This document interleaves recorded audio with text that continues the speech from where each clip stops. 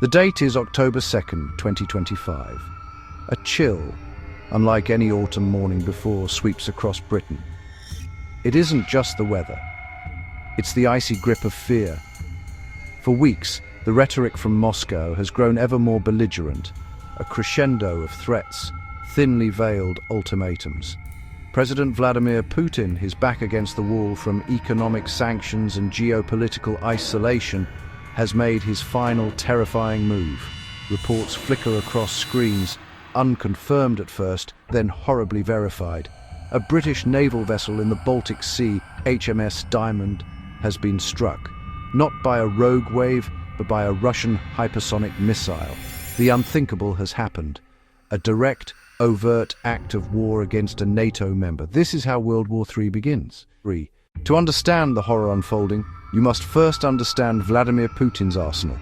This is not a simple case of tanks rolling across a border. No. This is 21st century hybrid warfare, a multi-front assault designed to cripple a nation from the inside out before the first soldier even sets foot on its soil. Putin's playbook is devious, layered, and terrifyingly comprehensive. He has spent over 2 decades refining these methods in Georgia, Crimea, Ukraine, and in the digital back alleys of Western democracies. He seeks to exploit every weakness, every division, every vulnerability. This is a war fought on battlefields and on our screens, in our minds, and in our critical infrastructure. The first and most insidious weapon is disinformation. Cheap, effective, a poison that spreads like a virus. Troll farms, sophisticated AI, and paid operatives will flood the internet. They will push. Britain started this. Starmer is a warmonger. NATO is the aggressor, to shatter national unity. The likelihood of a massive, coordinated cyber attack is almost a certainty.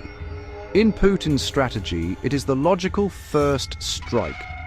Britain's cyber defenders are world-class, but you cannot protect everything all the time. Attackers need only one weak link, a server, a gullible click, a transit vulnerability. In the first phase, chaos would reign.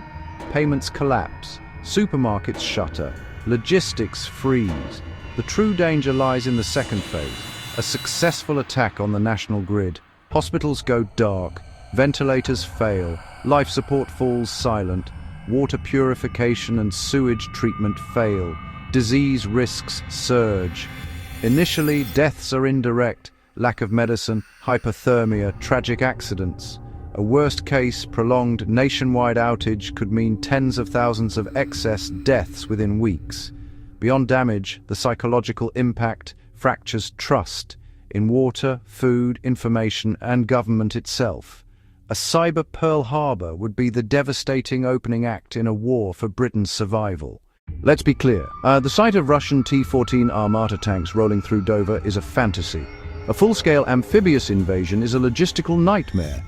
The Royal Navy and RAF would make any crossing a suicide mission. Putin's strategy would be punishment and strangulation, not occupation. Long-range cruise and hypersonic missiles from submarines, bombers, or ships could strike RAF bases, naval dockyards, Whitehall, and critical infrastructure. UK air defences are advanced, but a saturation attack from multiple vectors could overwhelm them. Some would get through. Each successful strike degrades capability and broadcasts a psychological blow. A blockade tightens.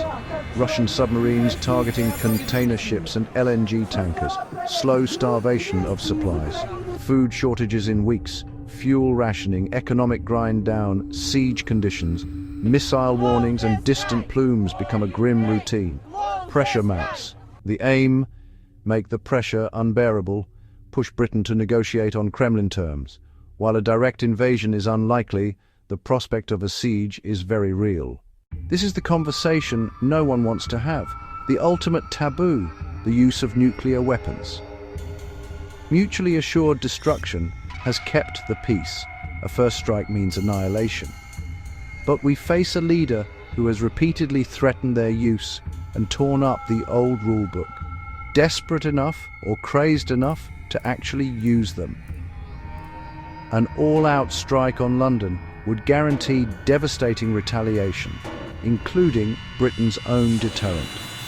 more likely a so-called tactical weapon, perhaps a demonstration over the North Sea, or horrifyingly, a strike against an isolated military target like Faslane. The goal: shock NATO into paralysis, force surrender without a total exchange. Would it work or trigger Armageddon? The odds are terrifyingly uncertain. Even a single tactical strike could kill thousands instantly and condemn many more to radiation sickness. This is the ace up his sleeve, and we do not know if he is bluffing. In the eye of this storm stands one man, Prime Minister Keir Starmer. Photoshopped haggard Starmer image with angry protest signs behind him.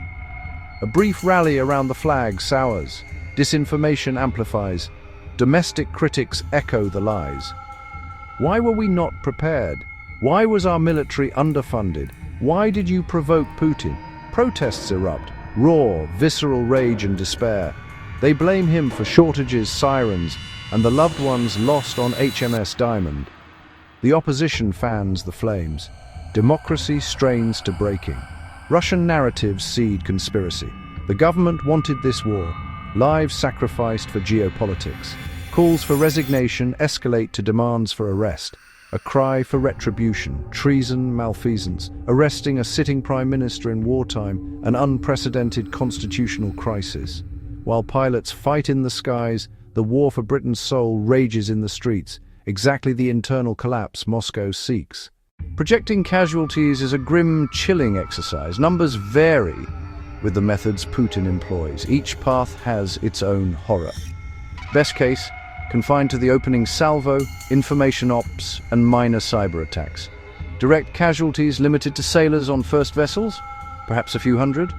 The deeper toll, economic and psychological scars, sustained conventional strikes plus blockade. Death toll climbs with each missile that gets through. Industrial hits can be catastrophic. Shortages trigger indirect deaths over months, low tens of thousands. A nationwide grid failure is a different mass casualty event. Slow, invisible, devastating. Experts warn 50,000 to over 100,000 excess deaths in a single winter under prolonged blackout. A single low-yield tactical strike could kill 20,000, 50,000 instantly, with fallout condemning tens of thousands more. Escalation beyond that reaches casualties in the millions. This is the abyss. An attack on the United Kingdom would be a hinge point in human history. The post-Cold War era ends. A new age of great power conflict begins. Global consequences arrive immediately. Shattered economy, ruptured supply chains, spiking energy prices. International institutions prove impotent as blocs realign. For too long we took peace for granted. Freedom is not free. Autocracies test the will of democracies they disdain. The weapons are real.